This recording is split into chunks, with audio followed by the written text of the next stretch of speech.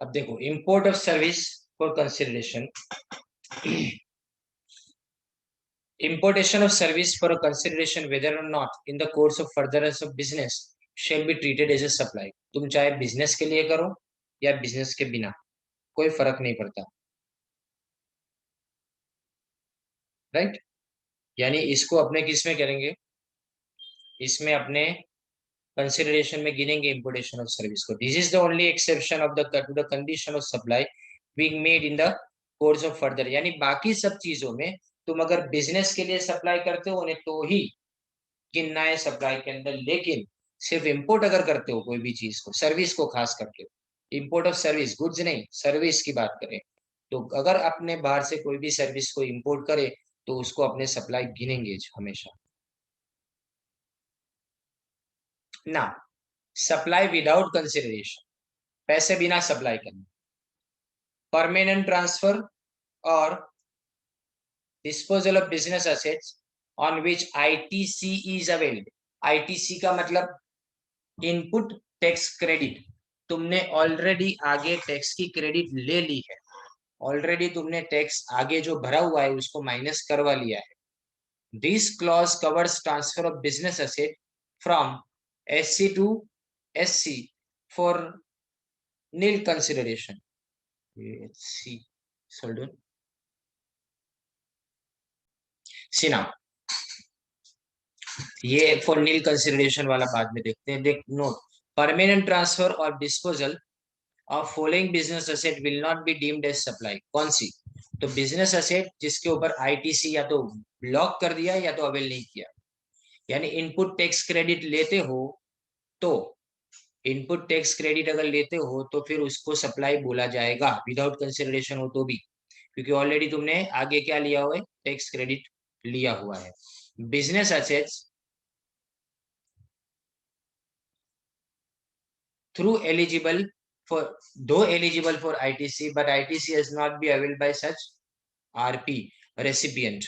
यानी रेसिपिएंट ने ITC avail नहीं किया हो तो, यानी मतलब समझो बराबर से कि अगर आईटीसी के लिए एलिजिबल ज नहीं है एसेट तुम्हारी, तो उसके ऊपर आपको सप्लाई विदाउट कंसिडरेशन है तो उसको सप्लाई नहीं गिनना है। दूसरा, आईटीसी के लिए एलिजिबल थी एसेट पर तुमने आईटीसी नहीं लिया जानबूझ के, तो भी तुम उसको सप्लाई नहीं गिनोगे तो चलेगा, मतलब उसके ऊपर टैक्स भरने की जरूरत नहीं है। तो देखो यहाँ पे एक एग्जांपल दिया है, Dhruv gives old laptops being used in his business to his friend free of cost, this will qualify as supply provided. यानी शर्त क्या है कि ध्रुव ने जब भी लैपटॉप खरीदा था उस वक्त उसने आईटीसी का बेनिफिट लिया था। तो a dealer of AC permanently transfers the motor vehicle free of cost। AC का डीलर है, बराबर। अब यहाँ पे वो ट्रांसफर क्या कर रहा है, मोटर व्हीकल, अलग चीज। ITC on said motor vehicle is block, block कर दिया गया है। तो यहाँ पे this transaction will not constitute supply as ITC has been blocked on cars. ITC को कार के ऊपर ले ही नहीं सकते, पता है आपको कि अगर मैं इनपुट टैक्स क्रेडिट कार खरीदने के ऊपर लेना चाहता हूँ तो नहीं ले सकता। पर फिर भी चोर इतने शातिर होते हैं ना कि कोई ना कोई तरह से इसको क्या करेंगे,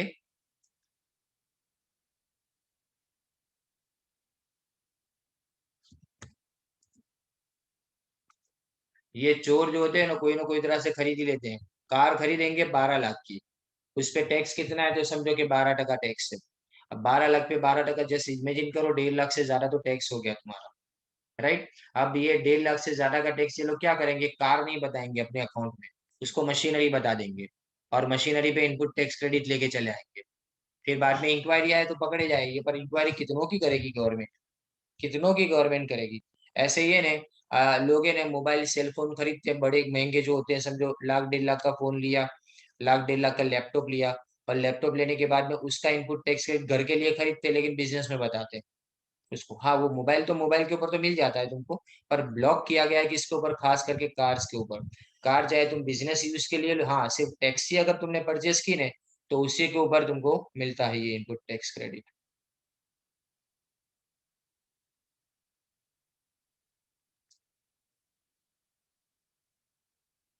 फिर सप्लाई बिटवीन रिलेटेड और डिस्टिंक्ट पर्संस। रिलेटेड और डिस्टिंक्ट पर्सन यानी क्या, देखो सप्लाई ऑफ गुड्स और सर्विस बिटवीन रिलेटेड पर्संस और between distinct persons is specified in section 25। तो देखिए रिलेटेड पर्संस किसको बोला जाता है, तुम्हारे बिजनेस के साथ कनेक्टेड हो, जैसे सच पर्संस आर ऑफिसर्स और directors of one another's business, एक दूसरे के बिजनेस के डायरेक्टर हो, उसको अंदर अंदर अपने सप्लाई करे। Such persons are legally recognised partners, partner को जो अपने सप्लाई किया अपने बिजनेस के लोग, एम्प्लॉयर और एम्प्लॉय के बीच में सप्लाई होता है। और थर्ड पर्सन कंट्रोल्स और होल्ड 25% और more than 25% voting shares of both of them, यानी मतलब तीसरे इंसान के पास में 25% या तो उससे ज्यादा वोटिंग शेयर का मतलब इक्विटी शेयर है। कैसे शेयर, प्रेफरेंस शेयर नहीं, इक्विटी शेयर उसके पास है। ये याद रखने के लिए सिर्फ प्रैक्टिकली काम नहीं लगेगा।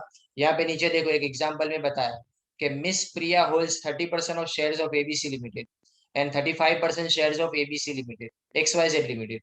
तो ये रिलेटेड हो गया कि तुम्हारे पास किसके कितने कितने शेयर्स है, 25% से ज्यादा है दोनों के शेयर्स, तो ये रिलेटेड हो गया।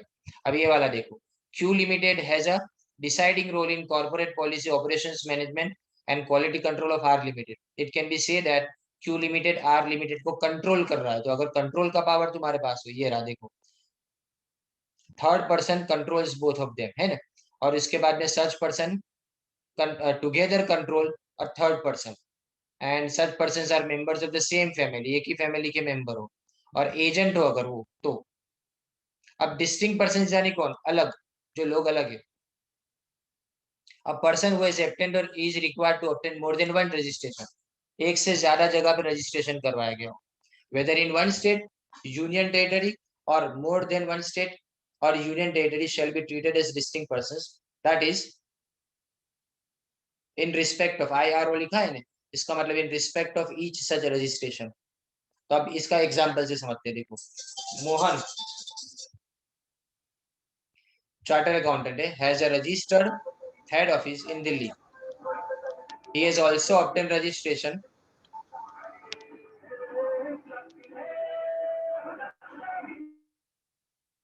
he has obtained also obtained registration in West Bengal in respect of his newly opened branch office।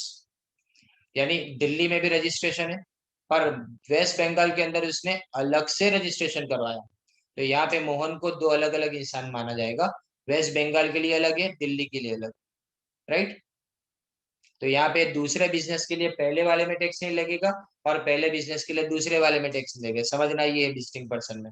तो अब आपको वापिस एक बार ये मैं समझा देता हूँ कि रिलेटेड पर्सन यानी क्या, कनेक्टेड होने चाहिए, सेम बिजनेस के अंदर 25% से ज्यादा शेयर्स होने चाहिए, कंट्रोल करने वाले होने चाहिए, सेम फैमिली के मेंबर्स होने चाहिए, एजेंट होने चाहिए, तो अपने मानेंगे उसको कि वो रिलेटेड पर्सन है।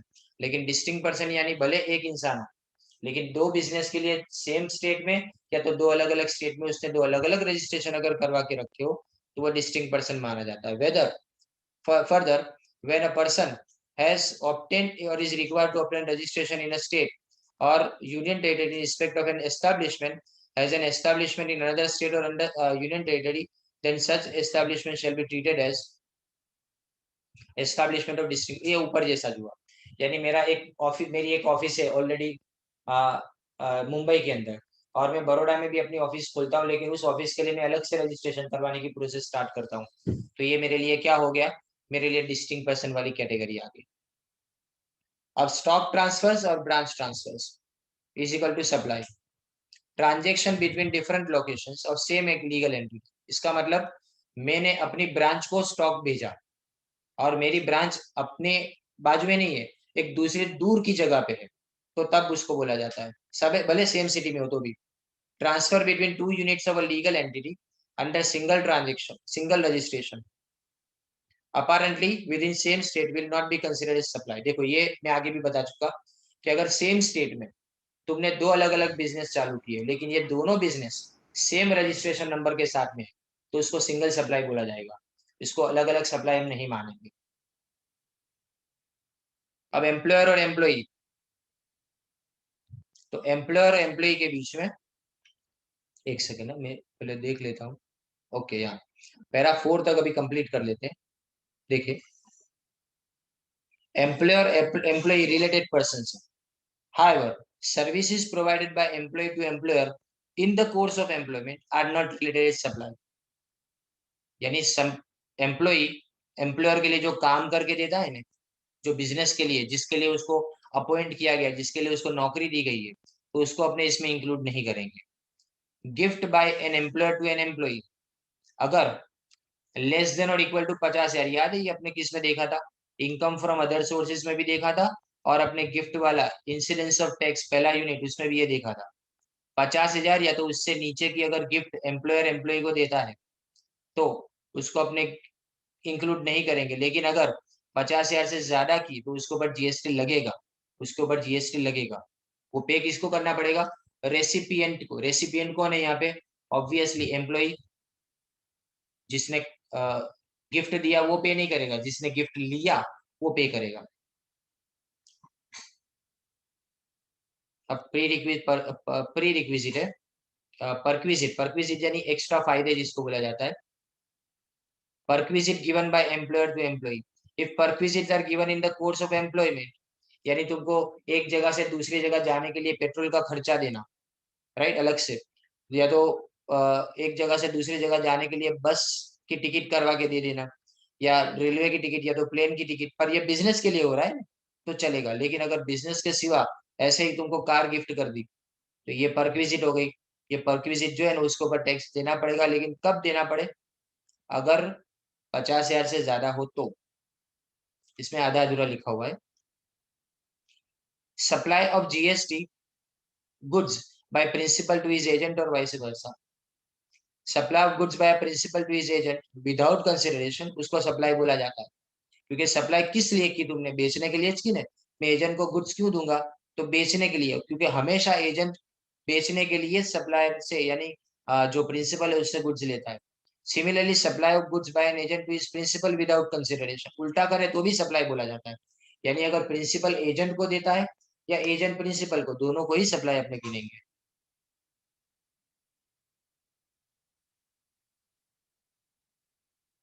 कंसिडरेशन हो तो ही है, याद रखना। कंसिडरेशन के बिना, सॉरी, कंसिडरेशन के बिना हो तो भी ऊपर। Only supply of goods is covered in para 3। The supply of service from principal to his agent and vice versa would be treated as supply if there is consideration. यानी goods की बात करो ना तो विदाउट कंसिडरेशन चलेगा, लेकिन जब service की बात करें तो सप्लाई को सर्विस में सिर्फ और सिर्फ जब कंसिडरेशन हो, यानी पैसे की लेन देन हो ने, तभी उसको अपने सप्लाई में इंक्लूड करेंगे, नहीं तो नहीं करेंगे। नाउ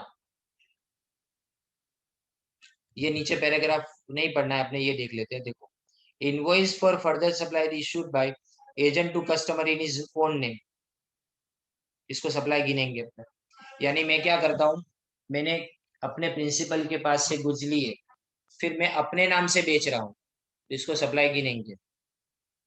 फिर agent to customer in the name of principal, अगर एजेंट अपने नाम से नहीं प्रिंसिपल के नाम से बिल बना रहा है तो इसको अपने सप्लाई में नहीं गिनेंगे। ये एमसीक्यू में आ सकता है, इसमें से कौन सा नहीं है या है, ये वाला। अब इंपोर्टेशन ऑफ सर्विस आया नहीं, सर्विस को इंपोर्ट करना। Import of service by any person, taxable नहीं, कोई भी person, without consideration, from a related person और from his establishment located outside India in course of furtherance of business, तो उसको अपने क्या बोलेंगे? सप्लाई। अब मैं तुमको डिफरेंस बहुत इंपॉर्टेंटली समझा रहा हूँ, ध्यान देना। ये लास्ट पॉइंट है आज के लिए, ठीक है। यहाँ पे भी इंपोर्टेशन ऑफ सर्विस है, फॉर कंसिडरेशन लिखा हुआ है, राइट। और यहाँ पे भी इंपोर्टेशन ऑफ सर्विस है,